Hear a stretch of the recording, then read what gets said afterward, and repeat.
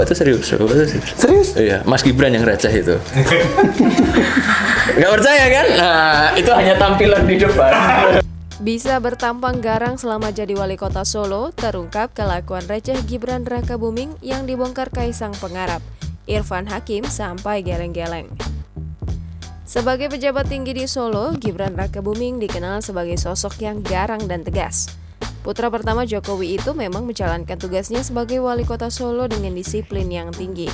Terlebih, darah kepemimpinannya mengalir dari sang bapak, Gibran Rakabuming tentu menunaikan tanggung jawabnya sebagai wali kota Solo dengan sepenuh hati.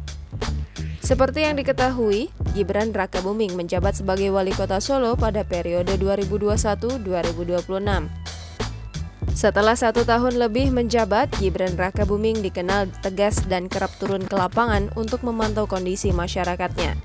Namun tak disangka di balik ketegasannya itu, Gibran ternyata punya kelakuan receh yang tak pernah diketahui publik. Bahkan kelakuan receh Gibran itu melebihi adiknya Kaisang Pangarep yang dikenal sering melempar lelucon di media sosial.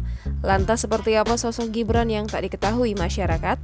Melansir dari video yang ditayangkan YouTube The Hakim Story pada Jumat 15 April 2022, Kaisang Pangarep membeberkan perangai kakaknya itu.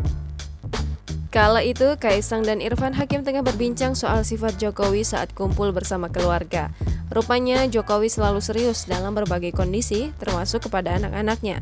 Beda halnya dengan Gibran, Kaisang menyebut kakak pertamanya itu justru jauh lebih receh.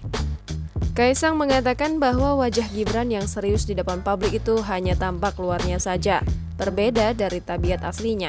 Irfan Hakim yang mendengar pengakuan Kaisang pun terkejut bukan main. Tak berhenti di situ, Kaisang kembali membongkar kelakuan receh sang kakak yang tak terlihat di mata publik. Pernah suatu ketika, Gibran Rakabuming naik sepeda anaknya sembari mengenakan celana pendek bak bocah kecil yang sedang bermain.